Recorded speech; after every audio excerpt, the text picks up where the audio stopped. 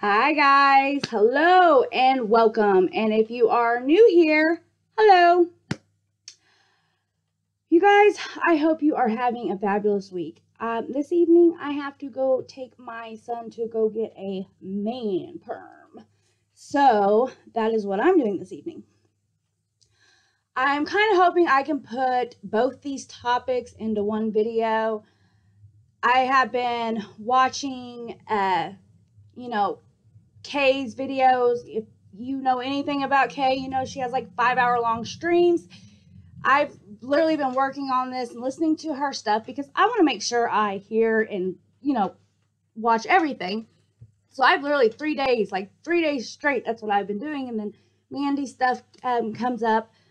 And I didn't really want to, I don't want to touch on it too much. I just want to say that I'm not too surprised. And I know a lot of you guys are just completely furious and, shocked, betrayed. I just want us to remember that Mandy's sick and Mandy can be helped. She can get better. And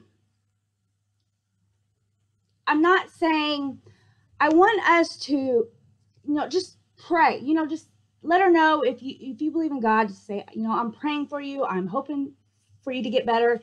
There's no reason to go to her page to dog her or anything like that. But I would not give her money. I would not donate anything to her. Just think, would you want to be the one that donates her the money that she could potentially OD on? Just think of it like that. I know it's hard, and I know some of you guys really care for her, and she really has a spot in your heart. I understand it. Trust me, I know what it is like. I know what it's like to be an addict, and I know what it is to love an addict. And I know how hard it is to tell an addict, somebody you love and care for, no. It is so hard. It's one of the hardest things I think I've ever had to deal with, was telling an addict no. But I want us to remember and just think about, this addiction has Mandy in the strongholds. That is what's controlling her right now. And an addict will say whatever they have to. She's going to go down kicking and clawing and everything, to keep this going as long as she can, until finally she realizes, okay, the gig's up. There's nothing else I can do but go into treatment, because everybody has just, turn their backs on me. I want to tell you, when I was at the end of my addiction, I was a functioning addict for a very long time. I was addicted to meth by the time I was 14, but I had gotten clean. And before I had my kids, I got clean when I was 17 and I had my firstborn. And when he was a couple years old, that's when I got my prescription for pain pills. And I think that's what kept me going for so long. I was on them for so long. It's like 10, 11 years I was on them. And I think I stayed on it for so long because I felt like I was better than the average addict. I didn't look at myself as an addict at the time because I had a prescription. I had a doctor who had my back. I didn't go on the streets and get my meds. I went to a pharmacy. So I didn't see the problem with it until, one wasn't cutting it. So I think 2 or 3, and that one cutting it. And then, you're up to, 12, 15 of them a day, and then you're running out and all that. But and this is what kind of bothered me about the video, was that Alex, and I'm not saying nothing bad about Alex at all, but this did kind of bother me, was she said that Mandy was addicted to suboxone. And when I ran out of all options, and my enabler decided they were no longer going to enable me, because that's what took me, and that's another reason I stayed so long, because I was a manipulator. I knew I was manipulating. I would get to the point where I had maybe 2 or 3 days left worth of, medication, and I knew that I needed more. I would pretend that I was sick and that I was hurting and I was going through withdrawals, and I would pretend that, the withdrawals had started kicking in. I would get very snappy with him and moan and groan and make it a point to let him know that I was sick, even though I wasn't. I felt 100%, I felt perfectly fine. I wasn't sick, but I just wanted him to go find what I needed, and so I could at least have another couple days to keep going. So finally, you know, he's like, that it's it. We can't do this no more. And I knew I was getting ready to lose everything. And that's when I decided to check myself into treatment. And I checked myself into a treatment center that offered suboxone. I had never known what suboxone was before I went into there. I took a lot of things, you know, in the past, but suboxone never was. The only reason I knew about it was because an acquaintance of mine whose brother and cousin both OD'd together, that really like took him through a shock, and he had gotten on it, and he was been on it for 6 months, and he was doing good. So that's why I went there, and I was proud. I thought I was doing something just fabulous, great. I was so proud of myself. I went through the withdrawals, and because you have to go through, I think it's 12 hours minimum. I think you have to actually go through withdrawals before you can get on Suboxone, or it will send you through. If you take Suboxone too quick with opiates, it will send you into withdrawals, really bad withdrawals. So I did everything I had to. You know, I went in there thinking that I was going the straight way, you know, so proud of it. But I didn't realize there was a stigma that came along with Suboxone. I did not realize that people thumbed their nose down to it. And I looked, and I don't know if I'm missing something, but when I first got on it, I looked to try to find out how people abuse it, because I didn't understand, because I was taking it and I didn't get nothing off of it. I did not get high off it. It did not make me feel nothing at all. And I asked a friend of mine who was on it 5 years prior if she had gotten high off of it. She said she did feel a buzz off of it. So I'm not sure if some people feel a buzz off of it, some people don't. I don't know. Other addicts that I do know, that the only reason they take Suboxone is because they don't have anything else. Like, they cannot get their hands on the drug of choice, so they will turn to Suboxone, because Suboxone will make sure you don't go through. It will help you go through withdrawal. Will make sure you don't go through withdrawals. It'll just kind of keep you level-headed and straight. And I would love to hear from you guys in the comments below whether or not, you know, if you have anything on Suboxone, if you know of it getting you high. And not only that, I don't know from where you guys are at, but where I'm at, Suboxone goes like $20, $30 a tab, $20, $30 a strip.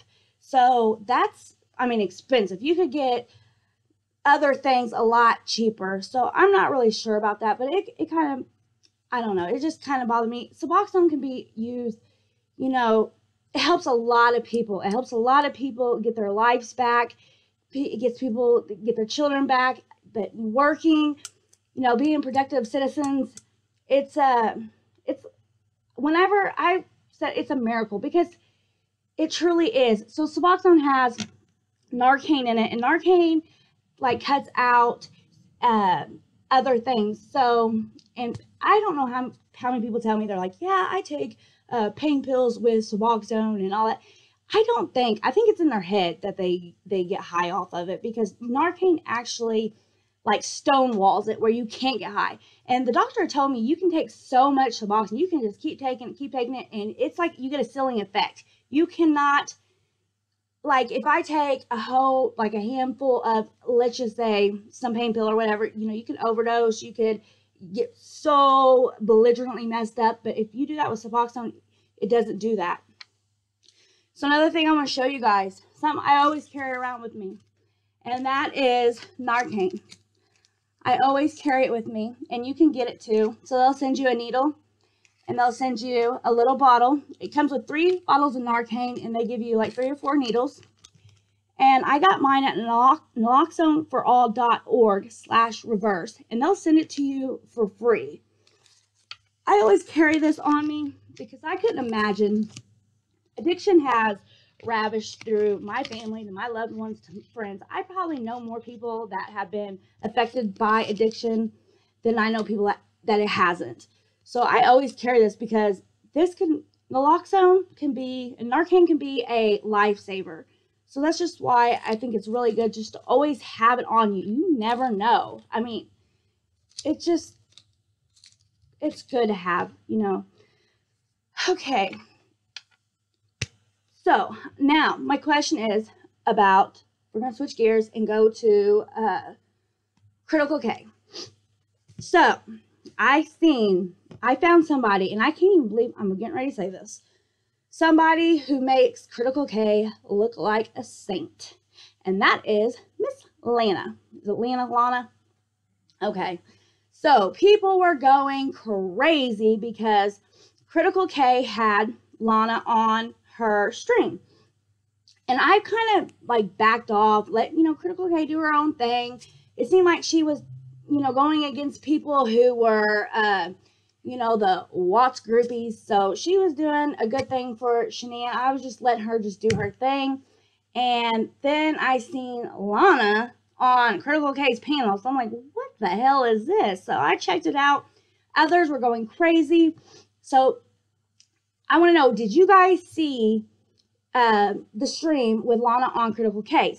And then Critical K actually did a whole video addressing the comments because people were pissed. Like, they feel like Critical K sold her soul for a story. So I can understand where Critical K is coming from. Like, sorry, where she's like a professional, let's just say like a professional news person. Like, sometimes they do stories on some pretty like horrible people just because they're trying to be unbiased and they want that news story. But, and this is what my question to you guys, is it worth it? Do you think it's worth it? Is it okay, like, to just, and I think what really bothered people was she was kind of up there giggling and laughing like it was like her little best friend and all this.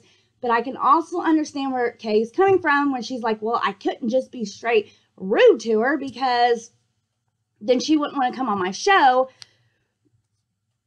So she said pretty much she was kind of pretend, like, I don't know if it would be pretend, but she said that she doesn't hate her or anything like that. What do you guys think? Was it worth it to pretty much, as you say, sell your soul for that news story to get Lana's information, what she has? And two, she kept saying, you guys would not make good girlfriends because you guys are still carrying on about the Shazam videos. So if you don't know the Shazam videos that Lana was involved in, was she mocked Shania Watts, the kids, like she mocked a dead woman. Like, I just go look them up. Click in Shazam videos. What's it? Crafton Barnes, I think. He does a lot of videos on them. I mean, I can't even wrap my brain around a person thinking that's funny. Like, I understand, someone can have like a dark humor. That's not dark humor. That's disturbing to think that you thought that was funny. Like, and then another thing that bothers me is Kay always says how people, she thinks it's all fake because there's no way that somebody can have feelings and that much strong emotions towards somebody that they don't know. She has said this now that I've heard when it comes to George Floyd. She thinks that it's crap and it's a bunch of lies, that people were crying over him and what happened. And the same with Shanann. She thinks it's fake. I can tell you that my heart literally shatters for others. I do not have to know you personally for your story to touch me. I cannot even tell you how many times I've, sat there and just bawled like a baby. Like, my heart just hurts from hearing stories that you guys have and what you guys are going through. Like, and I know this sounds corny, that I'm the person that I just wish that I had the power to like blanket over everybody and not make you guys ever have to feel an ounce of pain. Like, I know that sounds corny, but that is what I wish for. I wish there wasn't no hate. I wish, so I think you can definitely feel. And this brings me to my next thing on Kay. So she did a live about Ask Kay. And at first I was like, what? Oh my God. Like, she really thinks something high of herself now, don't she? But I watched it. And I'm not even gonna lie, I really enjoyed it. So I did not hear Kay, not once, belittle, talk down, or anything like that to any of the callers. I'm like, to me, I feel like that Ask Kay, that is her niche. Like, that's what she needs to be doing. She was lifting and empowering these women. And there was a man on there, I mean, just lifting other folks up and empowering them and listening to them. I thought she gave really good advice. The stories that I heard were really heartbreaking. I especially, and if you haven't watched it, go watch it. It's Ask Kay. I think she did it yesterday, or no, was it Monday? I think she said she was going to do them on Mondays. But the woman on there with the child with the ADHD, like, I could hear the desperation in her voice, and literally my heart was just like shattering for her. I felt so bad for her. I think Kay had really good advice. One thing that I completely agree with Kay on is, and I hope I say this right, is like bringing, and this don't even go for children, but bringing others up. So we are, as adults, are quick. When somebody does wrong, we are so quick to call somebody else down. But what we don't do is when somebody does something we like or does a good job at something, we don't let that be known, especially as much as we cut others down. So, and that is like positive reinforcement is what it is. My son's therapist told me that many years ago, like many blue years ago. And I am telling you, if you work positive reinforcement, it works. When my son had, when he was young, he was probably like 3-4 years old, and he had some anger issues. He was acting out, and I started that, and like, just say, like, he would pick something up in his room. I mean, I would go up there and just go over the top, like over the moon with it. Oh my gosh, I am so proud of you. You picked that up all on your own? What a big boy. Oh my God, Mom is so proud of you. Just make it the hugest deal. You want them to brush their teeth. You walk in there, they're brushing their teeth. Oh my goodness, you're brushing your teeth. You did such a great job. Like, just over the top, make them feel good about what they're doing. And they'll keep doing it because they want that reaction from you. That's, kids want to make us as adults happy and get our attention. So whether that's being negative or being positive. So it really just depends on what what we're feeding back out to them. So if they're only getting our attention when they're doing something bad, they're going to keep doing something bad to get our attention. So make sure we're like going over the top and making them feel good when they do good things. So I'm not trying to sit up here and preach with you guys, but that's one thing I 100% agree with Kay. I've always been about that. Another thing that really surprised me and took me back on Kay was her opinion on addiction. The very first story that she did, I was really blown away, and I just loved what she said. So, I'm not going to knock somebody when they do good or do something I agree with, and I don't have nothing bad to say about Kay when it comes to that video. But let me know what you guys think of, Kay doing the interview with Lana and the Ask Kay. Did you guys watch it? Let me know. If you haven't, you guys, please like this video, subscribe, and until next time, I will see you guys later. Bye.